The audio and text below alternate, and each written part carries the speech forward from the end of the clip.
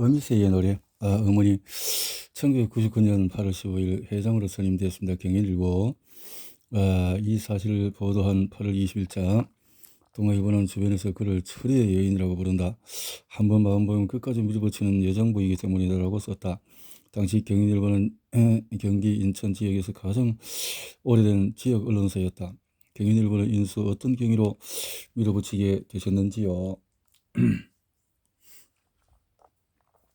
솔직히 저는 언론 문외한이었습니다. 경인일보 성백은 회장으로부터 요청이 와서 인수한 부분입니다. 지방 언론사가 겪고 있는 재정난 때문에 망설이겠지만 제가 당시 가천문화재단을 소유하고 있었고 지역 문화에도 기여할 수 있다는 주위의 권고도 있었어요. 언론 문외한이라고 말해서 좀 인수 직전에 발전이 있었는데요. 경인일보 기자들이 3년 전서 한국기자상과 20여 차례 이들의 기자상을 수사했습니다.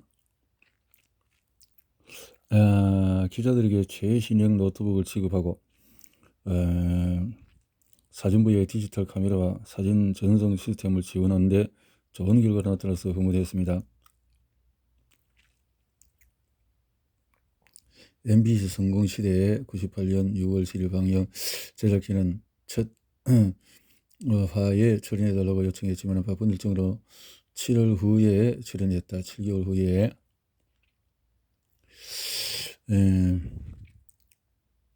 총장님이 1998년대 그야말로 성공시대였습니다. 여성 최초로 종합 일간지 사저가 되신 것도 특별하고요. 실제로 MBC 성공시대라는 프로그램에 출연하였습니다. 방영일은 1998년 6월 7일이었는데 출연세 외는 언제 받으셨습니까? 성공시대라는 프로 첫 회가 언제 방송됐습니까? 97년 11월 23일. 사실 MBC에서 그 첫 회분에 출연해달라고 하더라고요. 그때 제가 너무 바쁠 때여서 97년 하반기는 가천의대 캠퍼스를 짓고 설립 인가를 받고 신입생 선발에 정신이 없을 때였습니다. MBC에 얼마나 시간을 내야 하느냐고 물어보니 적어도 일주일은 찍어야 한다는 거예요. 도저히 시간을 낼 수 없어서 미루다가 이듬해 늦은 봄에 촬영했을 겁니다. 그럼 이제 거기서 성공시대 팀이 원격 화상 진료 시스템을 촬영했어요. 그런데 백년 기일병원에서 원격 진료 정면을 실행한 의사를 제가 산부인과 시절에 받아낸 인연이 있습니다. 화면 속 모습이 너무 젊어 보이시던데 그때 총장님 나이가 벌써 67이었습니다. 67.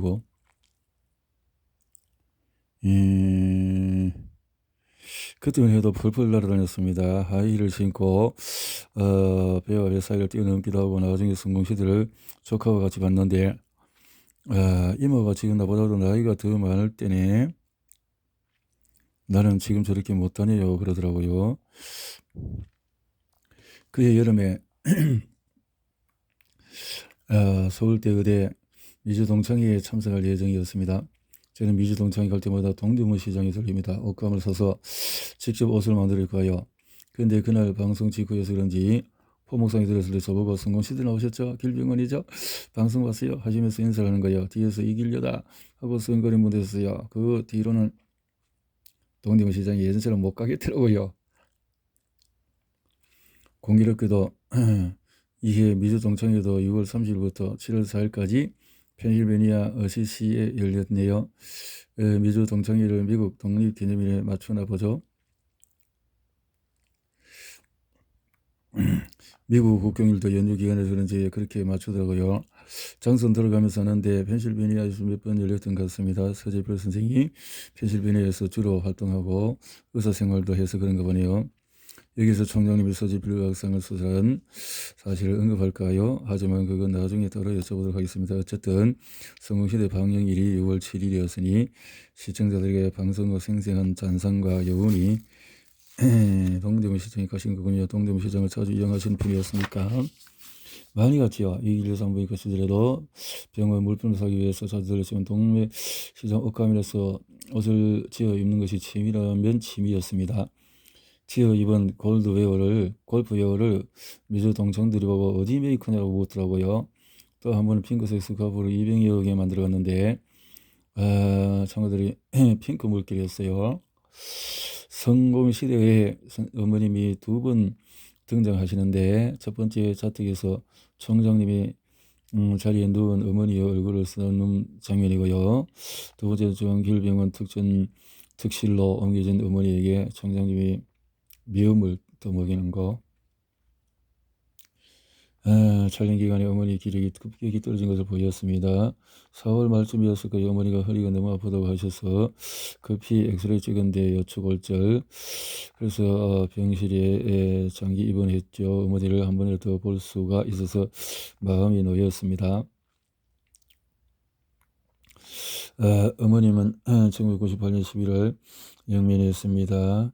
저희가 성공시대 이야기를 꺼낸 이유도 사실은 어머니 일생을 따라가 보고 싶어서였습니다. 성공시대는 총장님의 성정 동기를 4가지로 들었습니다. 차례대로 구박, 덩어리 오기, 일에 미쳐라, 어머니의 사랑, 나 아니면 못한다. 절대적인 힘을 어머니의 사랑으로 보거든요. 100% 동의합니다. 저는 어머니가 없었으면 저희 존재는 하지 않을 거예요. 2000년 2월 어미새의 노래라는 책이 출간되었습니다. 부제가 자테레사 평전인데요. 어머니의 생애를 다룬 평전입니다. 남영순 시인인 노력에서 편집한 책입니다. 당연히 읽어보셨겠죠?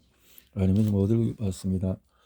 책 서두를 펼치면 동진강에 대한 언급이 나오는데 어머니 고향에 동진강이 흐르는 전북 부안이거든요. 거기서부터 눈물이 쏟아져 한 페이지를 못 넘기겠더라고요. 책에 총장님 이야기가 많이 나오는 것은 아닙니다. 저는 책을 읽고 총장님에 대해서 더 잘 이해할 수 있었습니다. 이따금 총장님 우리 어머니 우거리 하면서 절절히 그리움을, 그 어머니에 대한 시샘 연민 같은 감정들이 있다는 것도 생각했고요. 그런 의미에서 저는 어머니 어떤 분인지 독자들에게 알려드리고 싶습니다. 우리 어머니는 세상에서 자랑하고 싶은 분이에요. 학자님 또는 갈매기단 단장님, 어머님은 1910년 6월 11일 전북 부안군 동진면 하진리에 태어났습니다. 5남 3녀 가운데 5째였고요. 위로 오빠가 4시고 아래로 여동생 둘과 막내 남동생이 하나가 있었습니다. 딸 가운데를 맞이해서 어릴 때부터 집안일을 또 맡아오셨습니다. 1925년 10월 16 나이에 4살 연하의 남편과 결혼식을 올리게 됩니다. 3년 후 남편이 15살 되던 해에 시부모님이 남편과의 합방을 허락했고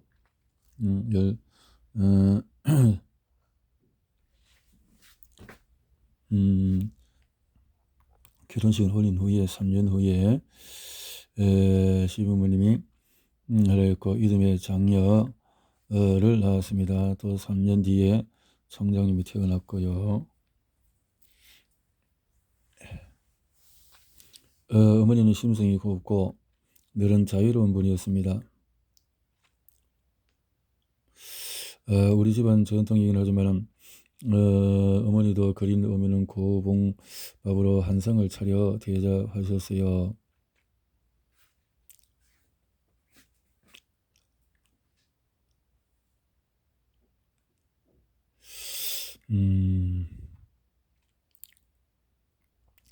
할머니의 거동이 불편해지면서 그린 대접은 어머니의 몫이 됐죠. 어머니나 할머니나 베푸면 반드시 돌아온다. 내 뒤에 안 오면 자손이 복을 받는다라는 믿음을 갖고 계셨습니다. 책을 읽으면서 총장님의 많은 부분이 어머니를 닮았다는 생각도 했습니다. 예를 들어서 기억력, 활달함, 리더십 같은 것들이 라고 할 수 있어요. 총명하셨습니다. 활달하셨고 교회 야학에서 한글을 배우시고 어깨너머로 한글 껴치는 말씀할 것 같고 일본어도 잘하셨고 별명이 학자님이었습니다. 리더십 어머니가 갈매기단 대장이었다는 사실 하나만으로도 증명이 되지요. 갈매기단 단장. 갈매기단이라니요? 일종의 분야의 모임이었는데 옥구군에서 좀 산다 하는 집안의 딸이나 매니들의 모임이었습니다. 마을에 한두 명씩 있었으니까 10여 명쯤 될 거예요. 갈매기 날개짓치면서 돌아다닌다고 해서 이름이. 어떤 활동하는 모임입니까? 친목 모임이었습니다. 회비를 걷어서 마을에 좋은 일도 하고 놀러도 다니고 잔치 이렇게. 그때나 지금이나 한국 여성의 힘은 대단하네요. 그런 모임의 대장 여성이 얼마나 대단했겠습니까? 신여성, 견가리 치며 신명나게 춤을 추시는 어머니. 차대리사. 마을에서 거의 최초로 쪽진 머리를 풀고 히사시 가미를 하셨다고 어미스의 노래에 나오는데요. 마을이 발칵 뒤집혔지요. 어디 그뿐인가. 상의는 끈데 못 가보시겠지만 상의에 양말을 벌렸고 스토킹도 신고 다녔습니다. 이런 가마리하고 제일 예뻐 보이지 않았습니까? 상의 가보니 꾸미셨는데 끝내 이름 못 이루고 만주 봉천은 다녀오셨던데요. 현 심양 안터마을 이웃중에서 봉천 친척이 사람이 있었습니다. 이분이 무명 배를 팔러 봉천에 다녔는데 어머니와 걸매기단 몇 분이 따라 나선 겁니다. 어머니와 시어머니 관계가 참 묘하다는 느낌을 받았습니다. 시어머니가 평소에 그렇게 구복하면서도 어머니가 걸매기단 모임에 나가거나 만주에 다녀올 때도 또 바람이 더 좋구만 하시면서 다 보내주거든요. 총장님 어떻게 생각하십니까? 할머니 속으로는 어머니에게 미안했을 거예요. 아들을 못 낳고 구박하시고 또 할머니도 여자이니 또 어머니 속을 짐작하고 남았을 것입니다. 그러니까 한 번씩 바람 쐬보라고 보내주신 것이었겠죠. 저는 이 대목도 특히 인상적이었는데 어머니는 삭발을 지나 가을 거지로 돈을 받으면 항시 시어머니에게 맡기셨잖아요. 나중에 돈이 필요되면 시어머니와 신랑이를 버리야만 돈을 타낼 수 있다는 것을 알면서도 왜 그러셨을까요? 어머니가 할머니께 큼지막한 돈주머니까지 만들어 드렸습니다. 할머니는 주머니를 고쟁이 속에 감춰두고 거기서 돈을 꺼내주시곤 하셨지요. 어머니는 그런 일이 할머니의 자그마한 낙이라고 하셨습니다. 그런 낙마저도 없으면 할머니께서 무슨 재미로 살겠느냐며 어머니는 그런 분이었습니다. 새 모녀의 행복했던 시작. 1948년 아버님이 젊은 나이로 하루 아침에 별세하신 것입니다. 창절간에 남편을 잃은 아내나 하나뿐인 아들을 잃은 시어머니나 하늘 무너진 것 같은 슬픔과 고통을 느끼셨겠지요. 서로 의지하며 힘지은 세월을 견뎌내신 건 아닐까요? 35세에 아버님이 돌아가시고 난 후 가세는 급격히 기울고 집안은 퇴락합니다. 정미수를 팔고 총장님이 대학 들어가자 농가 땅도 조금씩 팔기 시작합니다. 남편을 잃은 집에서 더 이상 살고 싶지 않았던 어머니는 1953년 여동생이 사는 부안으로 이주합니다. 시어머니는 별말 없이 허락해 주셨고 얼마 후에 어머니와 시어머니는 군산의 큰 딸집으로 살림을 합칩니다.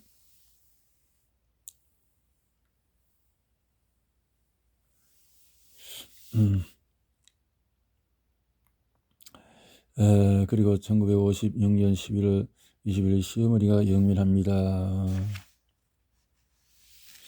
남편이 보냈을 때보다 더 깊고 진한 상실감이 있다고 묘사되어 있네요. 할머니 돌아가실 때 저는 대학 재학 중에서 잠깐 들려서 장례식 참석하고 바로 성경이었습니다. 그때 어머니가 많은 이야기를 해 나누지 못했지만 어머니가 많이 상심하셨던 것 같습니다. 쓸쓸해 보이셨어요.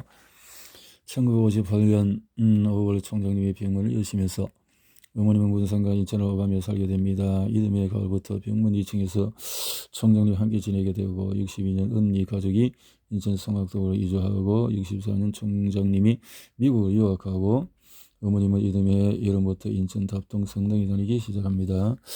어머니가 성당에 다니신 것은 선전이 저 때문입니다. 그전에는 가끔 개신교 교회에 나가셨어요. 저희가 미국에서 가톨릭이 운영하는 메리 이메클리트 병원에서 인턴을 하고 있을 때 어머니는 교회보다는 성당에서 기도하는 것이 더 딸을 위하는 것이라고 생각하시고 1966년 3월 22일 세례를 받고 대리사로는 영수명을 갖게 됐고 성당 내 안나이라는 봉사 모임에 가입해서 노인 목욕, 봉사 등의 봉사활동을 합니다. 어느 날 노인의 등을 밀어주다가 시어머니 씻겨드렸던 기억이 떠올려 흐느낍니다. 들이대는 기억이 떠올라서 1968년 10월 총장님이 기구했고 이길 여성분이니까 맨 2층에 총장님과 함께 생활하게 됩니다. 이렇게 어머니에게 내게 76년 내경서를 써주신 이후에 67년 일본 유학하고 귀국한 부터 79년까지 4년여 어머니가 일평생 가장 행복했던 시간이었습니다.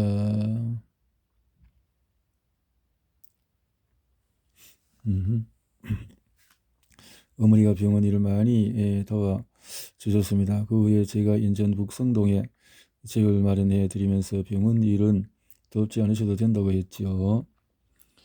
이때부터 어머니가 뇌경색으로 쓰러졌던 1979년까지가 그분이 가장 행복했던 시절 아닌가 생각합니다. 두 딸과 사위 외손들을 언제든지 볼 수 있었고요.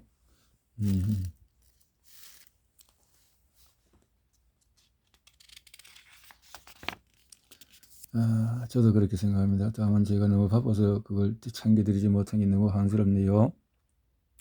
어머니께서 노인대학과 국어학원을 다니면서 취미생활도 하셨잖아요. 소리꾼 최청란 선생이 국어학원 소리와 장구를 가르치고 있었습니다. 어머니가 거기서 판소리 장구로 제대로 배우셨지요. 목청이 좋아서.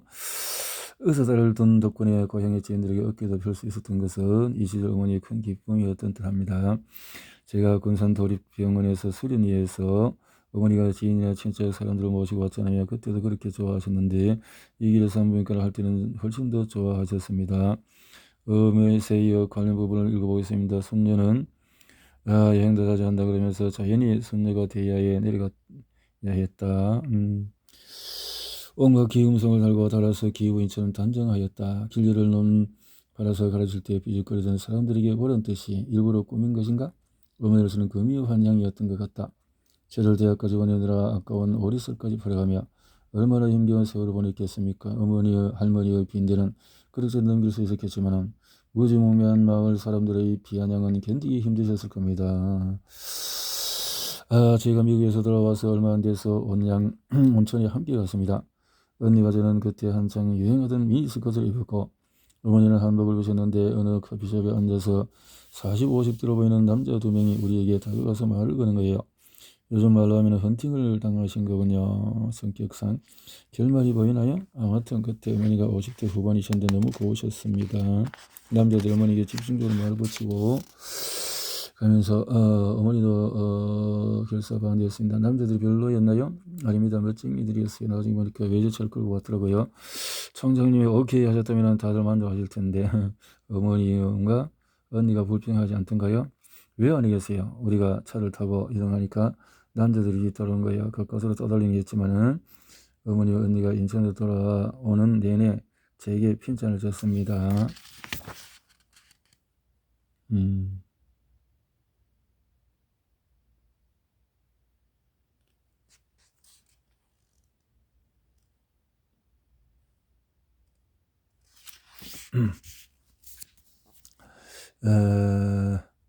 왜 아니겠어요? 우리가 차를 타고 74년 세 분이 속리산에 찍은 사진도 있던데요. 그때만 해도 어머니가 저희보다 산을 잘 타셨습니다. 시기를 보면은 총장님이 그나마 시간적인 여유가 있을 때 여행이 이루어진 것 같습니다.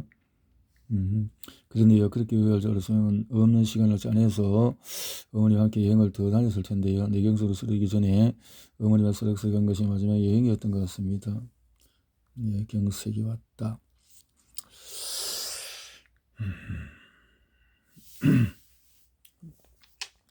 찬바람 부는 12일로 오면 어머님은 50대 중반에 성달 나가기 시작해서 남은 생을 들여 살았습니다. 전쟁에는 어머니가 어떤 의미였을까요? 당연 삶의 버팀목이었을 거라고 생각합니다. 굉장히 독실하게 믿으셨어요. 성당의 신부님 교우들에게 위로와 안식을 받으면서 그 말씀 들으니까 어머니께서 총장님의 성공과 행복을 기원하기 위해서 전직에 기이하셨을 것 같다는 생각이 듭니다. 그게 어머님의 마음이 아닐까요? 저도 그렇게 생각합니다. 72년 답동성당 신축되는 현금 100만을 봉헌하셨습니다. 어머니 노인대학 졸업식에서 어머니가 원하는 것은 무엇이든지 해드리고 싶었습니다. 자식이라는 누구나 같은 마음이었을 것입니다. 하루는 뭔가 혼자 끙끙 앓고 계시더라고요. 그러면 제가 후딱 말하세요 했더니 내가 신봉사다 심학교요 하면서 한숨 쉬더라고요.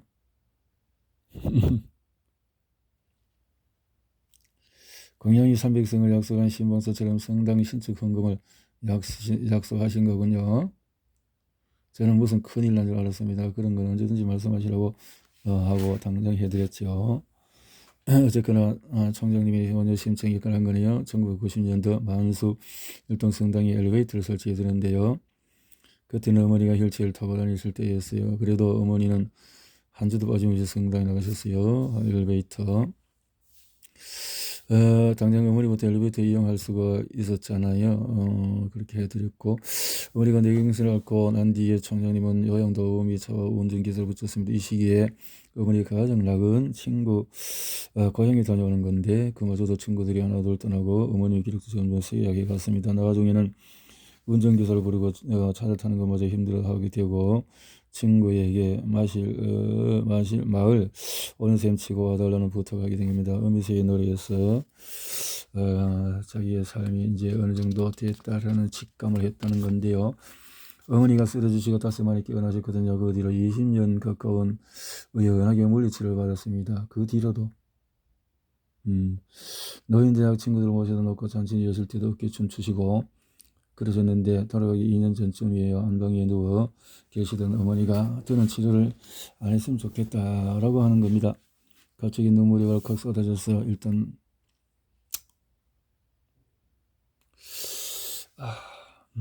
다시 어머니가 무슨 말씀을 하시던가요? 나 이제 죽어야겠다. 더 이상 치료하지 마라 하셨다. 입니다. 그때 상황을 총장님이 남기고 싶은 이야기에 썼던 구절을 해봤습니다. 어머니 날 놔두고 가시면 어쩌란 말이에요.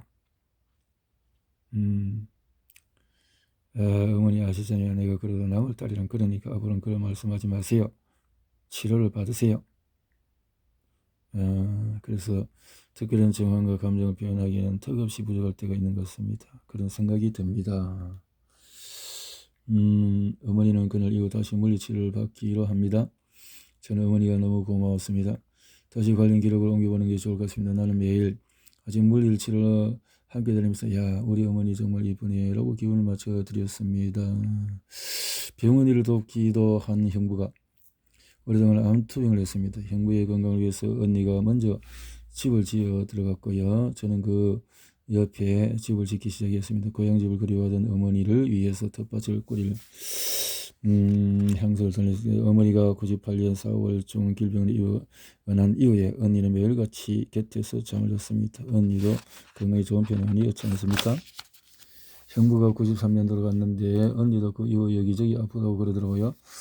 어머니가 돌아가시기 한 해 전에 언니도 입원 퇴원을 반복했습니다. 그래도 언니는 어머니 곁에서 건강이 가장 좋았습니다.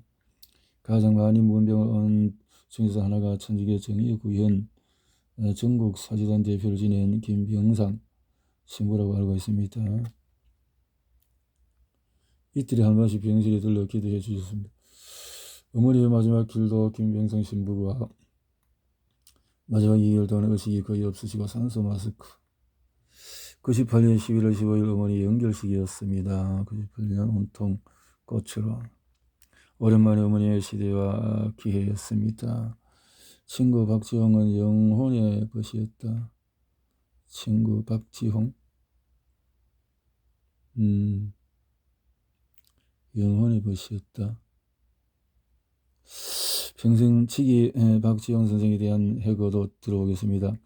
2003년 11월 27일 가천의대에 길병원에서 별세하셨습니다. 2003년도 어머니도 중마고도 사콩이 불기 시작한 11월에 보내셨는데 해마다 찬바람이 부는 11월 오면 쓸쓸해질 것 같습니다. 쓸쓸하지요. 지영이가 지금 살아있다면 얼마나 좋겠어요. 지영이와는 인생의 긴 세월을 한 지붕 아래 살았습니다. 제가 어머니를 텃밭있는 집에 모시기 위해서 송도집을 지어야 했는데 어머니는